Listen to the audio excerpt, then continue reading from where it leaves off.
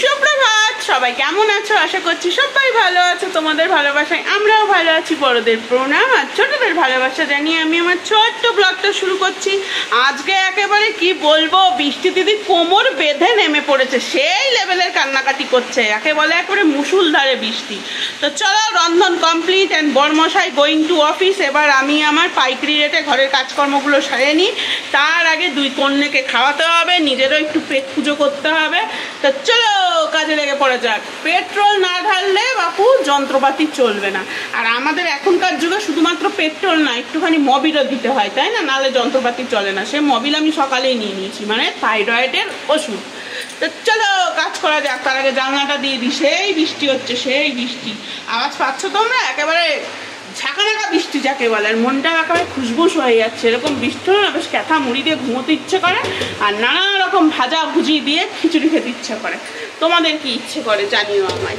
ওরে বাবা রে বাবা, বৃষ্টি দিদির একই কান্না, একেবারে হাপুস নয়নে হাম্মা হাম্মা করে কাঁদতেছে। এই দেখে আমারও কিন্তু হুক্কা হুয়া করে কাঁদতে ইচ্ছা করতেছে, একেবারে সাদা হয়ে গেছে, এত বৃষ্টি হতেছে। তারপরে আমরা যেহেতু গ্রামে বাস করি, এই বাড়ির কথা কিন্তু ওই বাড়ি ঠিক কোরিয়ার করে চলে আসে। তো পাশের বাড়ি শুনতেছিলাম যে নাকি এত জল জমে গেছে আমাদের গ্রামে ঢুকতে যে রাস্তাটা, সেখানে একেবারে পুকুর ছাপায় জল এসে হাঁটু সমান হয়ে গেছে, আর মাছেরা কিলবিল করে খেলতেছে। আমার না খুব বৃষ্টির দিনে বৃষ্টির জল দেখতে যেতে ভাল লাগে, কারণ আমরা তো থাকতাম বুড়িগঙ্গার পাড়ে, মানে আমার বাপের বাড়ি কিন্তু বুড়িগঙ্গা থেকে বেশি দূর না। এই বৃষ্টি হলেই একেবারে জল চলে আসতো, আর ছেলে পেলে মহা আনন্দে বাড়ির মশারি নিয়ে যেই মাছ ধরতো। মাছ পাওয়ার থেকে আনন্দ বেশি, তার থেকেও আনন্দ দাঁড়িয়ে দাঁড়িয়ে দেখানো। সে কি আওয়াজ, আমরা এই পেয়েছে পেয়েছে পেয়েছে পেয়েছে পেয়েছে করে আওয়াজ করতাম মুখ দিয়ে, সে এক আনন্দই আলাদা ছিল। সেসব দিন যে কোথায় হারায় গেল। যাই হোক, আমার গ্যাসটাও স্নান করানি হয়ে গেছে, তার মুছে টুসে ঘুম পাড়ায় দিছি, আর এদিকে আমি ঘর মুছতে চলে আইছি। ও বাবা, ঘর মুছতে মুছতে দেখি আমার বরমশাই এসে হাজির। সে হাফ রাস্তা যায় ভিজে একেবারে চলে আইছে। বলে না কারোর পৌষ মাস আর কারোর হচ্ছে সর্বনাশ। আমি তো ভাবতেছি এরকম বৃষ্টি হচ্ছে কাজ তাড়াতাড়ি সারে একেবারে শুয়ে পড়বো, আর দেখো আমার বরটা ভিজে ভিজে কত বড় সর্বনাশ করে চলে আইছে। কাজে না গেলে সত্যি, প্রাইভেট কোম্পানি কাজ তো শুধু তাদের কাজই বন্ধ হবে না, নিজেরও চিন্তা হয়, কারণ তাদের উন্নতি হলেই তো আমাদেরও উন্নতি হবে না। আমার ছোটটা ঘুমাচ্ছে, আর দেখেছো বরমশাই আমার কাঁধে বেল চাপাই দিছে, রুমাল চাপাই দিছে। কার কার এরম করে? কে কে ভাবে যে বউটারে হ্যাঙ্গারও বানানো যায়? তো যাই হোক, সে তার জিনিসপত্র শুকানির চেষ্টা করছে। চার্জারেও জল ঢুকে গেছে, সেগুলো মুছতেছে, আর আমি এদিকে কাজে বসে পড়েছি। এই কাজ না করলে চলবে না বাপু। ভাগ্য কি এমনি চকচকায়? তার পেছনে পালিশ করতে হয়, তেল ডলতে হয়, তবে না চকচকায়। তো যাই হোক, করে নি। বসে থাকলে কি এক পয়সা দেবে? হ্যাঁ, কেউ দিবি না।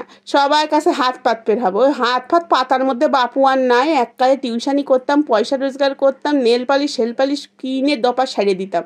সেই আমি 12 বছর আগেই কিন্তু 100 টাকা দামের নেল পালিশ পরতাম, আর এখন 20 টাকা দামের নেল পালিশ কিন্তু ক্যাম্বা ক্যাম্বা লাগে। মানে বড্ডার উপরে এত চাপ দেবো এরম ভয় ভয় করে, জানো তো। এর জন্য একটু নিজের কাজ করতেছি। তোমাদের দাদা একেবারেই রাগ করে, কয় ঘাটদার 12টা বাজবে, ছেলে পেলে সামলে কখন করবা। কিন্তু কি বলো তো, যে ওই যে কইছি না যে চুল বাঁধে সে কিন্তু রাধেও। তো চলো চেষ্টা করে দেখি কি করা যায়। আর দুটো পয়সা থাকলে কিন্তু মনটাও একেবারে খুশবুস হয়ে যায়, পয়সা না থাকলে মনটাও নেতায় থাকে। তো চলো কাজ করতে করতে ওদিকে বৃষ্টির বহর আরও বাড়তেছে। তো এই বৃষ্টির মধ্যেই আমার এখন যেতে হবে কোথায় জানো? বাইরে মেয়েটা স্নান করাতে, কারণ এত বৃষ্টি। সেই বৃষ্টির মধ্যে আমার বড় মেয়েটা একা একা স্নান করতে যেতে পারতেছে না। 1টা বেজে গেছে, ছোটোটা এখনও উঠতেছে না। ওই যে বৃষ্টি পড়তেছে, সে একেবারে আমেজ নিয়ে ঘুমাচ্ছে।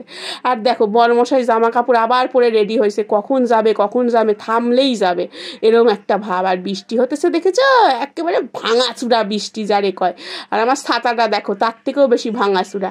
এই ছাতাটা ছাতা কম, একেবারে হাতা হয়ে গেছে। আর কি করব, ওই বাথরুমে যাতে এই ছাতাটা ব্যবহার করি, আর কি করা যাবে। তো চলো, কতখানি কাছাকাছি আছে, বড়টা স্নান করায় নিয়ে কাছাকাছিগুলি আমার করতে হবে নি।